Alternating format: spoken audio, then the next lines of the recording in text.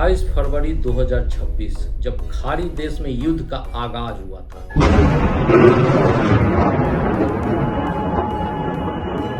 Dubai से आई हुई युद्ध की तस्वीरें विरोधाभास से भरी हुई थी। एक तरफ दुबई के मशहूर आइकॉनिक इंफ्रास्ट्रक्चर पाम जुमेराह के ऊपर मिसाइलों को हवा में नष्ट की जा रही थी, तो दूसरी ओर तटीय क्लबों में लोग हाथ में कॉकटेल लिए हुए आसमान में आतिशबाजी को देख रहे थे। सुबह होते होते दुबई की गौरव बुर्ज अल अरब से धुएं का गुब्बार उठ रहा था और इसी तरह के धुएं का गुब्बार कुछ दुबई इंटरनेशनल एयरपोर्ट पे भी पसरी हुई थी। उस रात से लेकर के अब तक संयुक्त अरब अमीरात यानी यूएई में 5000 से भी अधिक मिसाइलें और 2000 से भी अधिक ड्रोन से हमला किया जा चुका है।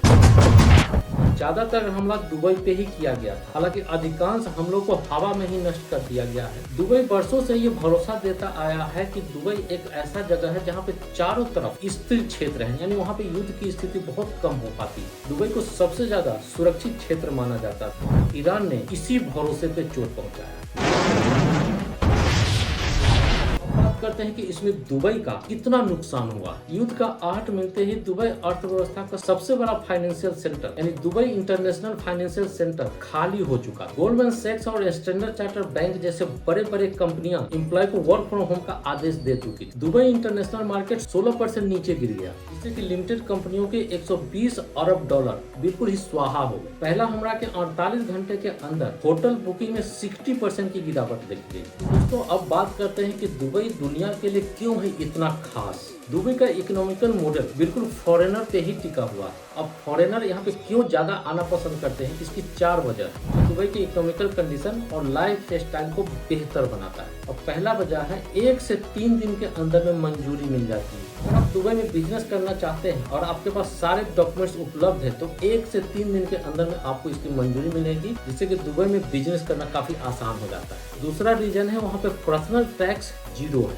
दुबई सहित पूरे यूएई में पर्सनल टैक्स 0 है, जिससे कि दुनिया भर से टैलेंटेड लोग वहाँ पे रहना पसंद करते हैं, जिससे कि यूएई सहित पूरे दुबई का इकोनॉमी में बहुत बड़ा कंट्रीब्यूशन मिलता है। तीसरी वजह है दुबई का 10 साल का गोल्डन वीजा। 10 साल का गोल्डन वीजा दे करके दुनिया भर के टैलेंट को यहाँ पर रहने के लिए प्रेरित करता है। इसके लिए लोकल स्पॉन्सर की भी जरूरत नहीं है। इससे दुनिया भर के डॉक्टर, इंजीनियर, एंटरप्रेन्योर अपना घर मानने लगे।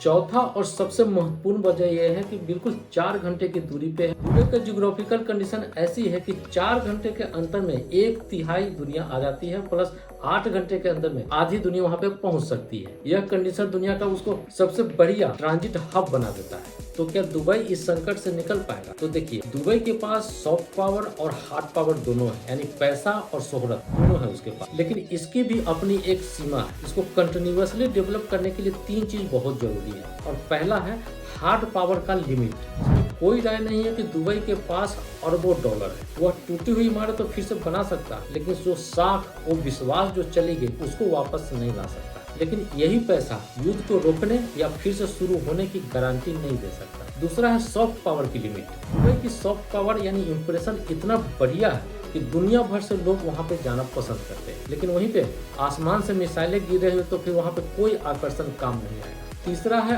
अनिश्चितता की आशंका। अगर दुबई के अंदर शांति कायम नहीं होता है तो दुबई के पास चाहे जितना पैसा हो या बहुत अच्छी जगह हो, लेकिन इन्वेस्टर के मन में जो डर बैठ गया है उसको कभी नहीं खत्म कर सकता। तो दोस्तों, दुबई की चमक कब वापस आएगी इसकी तो अभी तक कोई गारंटी नहीं है। लेकिन अगर आपको वीडियो अच्छा लगा है और इस तरीके का वीडियो आप देखना पसंद करते हैं, एक लाइक जरूर कीजिए। चैनल को सब्सक्राइब नहीं किया है तो चैनल को अभी सब्सक्राइब करें। इस वीडियो से संबंधित कोई भी क्वेश्चन हो नीचे आप कमेंट कर सकते हैं, मैं 100% उसका रिप्लाई करूंगा। अगर आपको ये वीडियो पसंद आया है तो ये वीडियो भी बहुत पसंद आया। बहुत बहुत धन्यवाद।